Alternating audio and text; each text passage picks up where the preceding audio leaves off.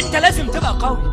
اقنعونا ان حبنا لنفسنا انانيه، وبعد وقت طويل اكتشفت انك ممكن تحب نفسك وتبقى ما انتش اناني، وان انت لو بقيت بني ادم ضعيف هيبقى كل الناس اللي متعلقين في رقبتك ضعاف. انت لازم تبقى بني ادم قوي.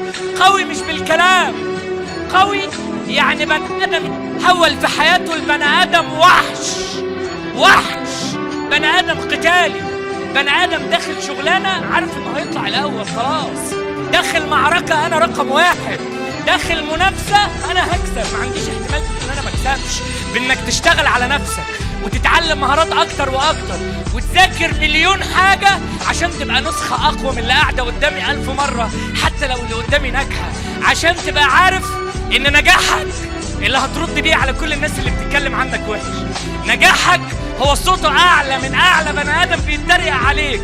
نجاحك هو اقوى من اقوى معركه انت داخل فيها.